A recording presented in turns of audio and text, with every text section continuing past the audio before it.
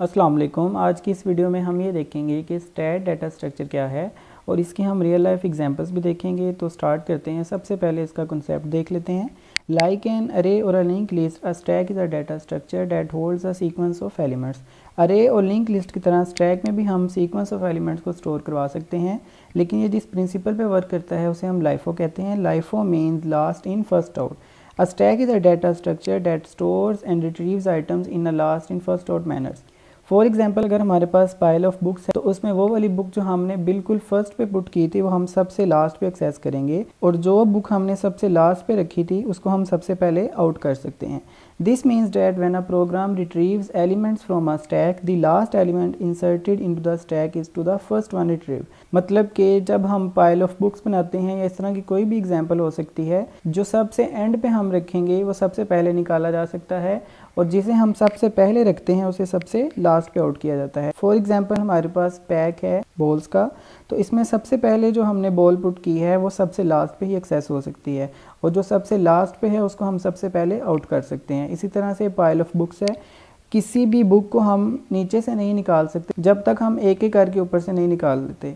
इसी तरह से हमारे पास ये प्लेट्स की एग्जांपल है कि सबसे पहले जो प्लेट हमने रखी थी उसको सबसे लास्ट में हम एक्सेस कर सकते हैं, और इसी तरह से सबसे जो ऊपर है, मतलब वो प्लेट जिसको हमने सबसे लास्ट में रखा था उसको सबसे पहले एक्सेस कर सकते हैं। इसमें हमारे पास एक ही रिस्ट्रिक्शन है, वो ये है कि इंसर्शन या फिर डिलीशन, मतलब कोई भी चीज़ अगर हमने पुट करनी है या फिर आउट करनी है वो एक ही एंड से हो सकती है। जैसा कि हमारे पास कंटेनर होता है, उसमें हमने कोई भी चीज़ इनपुट करवानी है तो उसके लिए भी, और अगर कोई भी आउटपुट करवानी है तो उसके लिए एक ही एंड होता है जहाँ से हम उन दोनों को एक्सेस कर सकते हैं।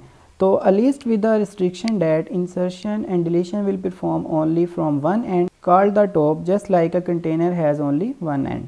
Operations on stack. अब हम ऑपरेशंस देख लेते हैं, डिफरेंट फंक्शन जो हम स्टैक को यूज़ करते हुए करेंगे। सबसे पहला जो ऑपरेशन है वो है इंसर्ट का। इंसर्ट मीन स्टैक में कोई भी डाटा पुश करना। पुश करने पर जो भी डाटा होगा वो सबसे पहले लास्ट में जाएगा, उसके बाद अगर हम दोबारा से कोई डाटा पुश करते हैं तो वो पहले के ऊपर आ जाएगा। इसी तरह जैसे कि पाइल ऑफ बुक्स था कि मतलब सबसे पहले फर्स्ट बुक आएगी, उसके ऊपर दूसरी, तीसरी, इसी तरह से पाइल बन जाएगा। और अगर हमने किसी भी बुक को डिलीट करना है तो वो सबसे पहले ऊपर से ही स्टार्ट होगी, हम लास्ट से स्टार्ट नहीं कर सकते। तो जो हमारा डिलीशन का फंक्शन है उसे हम कहते हैं पॉप। पॉप फंक्शन क्या करता है कि जो सबसे टॉप पर डाटा होगा सबसे पहले उसे आउट करवाएगा, उसके बाद नेक्स्ट, इसी तरह से जब तक कि बॉटम नहीं आ जाता। तो इंसर्ट मीन्स पुश करना डाटा इनटू स्टैक, और डिलीट मीन्स पॉप करना डाटा फ्रॉम स्टैक। उसके बाद जो नेक्स्ट फंक्शन है वो है वर्ड्स ऑन टॉप। उसके लिए हम जो फंक्शन यूज़ करेंगे वो टॉप करेंगे। फॉर एग्जांपल, हमारे पास एक कंटेनर है जिसमें हम 500 ml वाटर स्टोर कर सकते हैं। सबसे पहले हमने उसमें 100 पुट किया। 100 पुट करने पर उसका टॉप कहाँ पर आ जाएगा? 100 ml पर। जब हम दोबारा से इतना ही पुश करेंगे तो वो टॉप कहाँ पर चला जाएगा? 200 पर।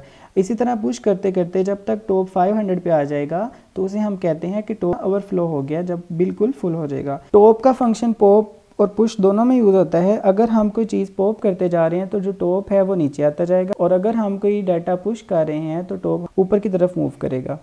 उसके बाद इस स्टैक एम्प्टी है अगर, तो उसके लिए भी हम फंक्शन यूज़ करते हैं इज़ एम्प्टी का। वो ये चेक करता है कि स्टैक एम्प्टी है या नहीं। अगर तो स्टैक एम्प्टी है तो इट्स मीन उसमें कोई डाटा नहीं है। तो इसी तरह से हम ये भी चेक कर सकते हैं कि स्टैक फुल है या नहीं। उसके लिए भी हम फंक्शन बना सकते हैं इस फुल का। इस फुल का जो फंक्शन है वो returns true if the stack is full and false otherwise. इस फुल का जो फंक्शन है वो बुलियन टाइप का होगा जो कि सिर्फ ट्रू और फॉल्स को रिटर्न करेगा। अगर तो स्टैक फुल है तो वो ट्रू रिटर्न करेगा, और अगर स्टैक फुल नहीं है तो वो फॉल्स कर देगा। इसी तरह से इज एम्प्टी का फंक्शन यूज़ करेंगे, returns true if the stack is empty and false otherwise.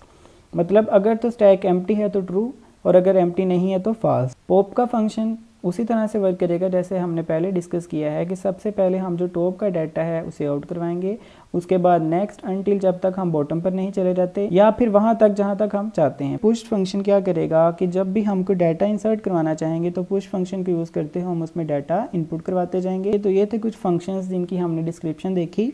अब हम नेक्स्ट ये देखेंगे कि पुश फंक्शन को यूज़ करते हुए किस तरह से स्टैक वर्क करता है। फॉर एग्जाम्पल, हमारे पास एक कंटेनर है और उस कंटेनर में हमने पुश फंक्शन को यूज़ करते हुए एक डाटा है इंटीजर टाइप का 5, उसको हमने पुश करवाया। पुश करवाने पर जो 5 है वो सबसे लास्ट में आ जाएगा, और यहाँ पर हमारा टॉप है। कंटेनर में टॉप अभी तक यहाँ पर है।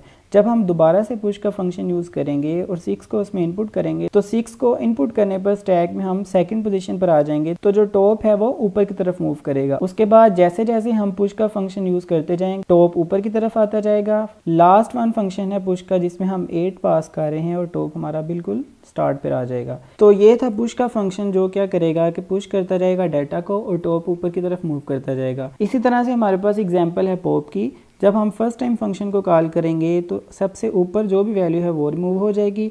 उसके बाद दोबारा कॉल करने पर उससे सेकंड, इसी तरह से टॉप बिल्कुल नीचे की तरफ मूव करता रहेगा जैसे जैसे हम डिलीट करते जाएंगे। तो अगर हमने 3 दफ़ा इस फंक्शन को कॉल किया है तो ऊपर वाली जो 3 वैल्यूज़ हैं स्टैक में वो रिमूव हो जाएंगी और टॉप वापस नीचे की तरफ मूव करता जाएगा। फॉर एग्जांपल जिस तरह से वाटर टैंक भरता जाता है टॉप ऊपर की तरफ मूव करेगा, तो जैसे ही उसमें से पानी खत्म होता जाएगा टॉप नीचे की तरफ मूव करता जाएगा। पुश का फंक्शन हम यूज़ करते हैं स्टैक में डाटा को इंसर्ट करवाने के लिए और पॉप का फंक्शन यूज़ किया जाता है स्टैक में से डाटा को डिलीट करवाने के लिए। उसके बाद अगर हमारा टॉप बिल्कुल ऊपर आ जाएगा तो उसे हम ओवरफ्लो कहते हैं और इसी तरह से अगर टॉप बिल्कुल बॉटम पे आ जाएगा तो उसे अंडरफ्लो कहते हैं।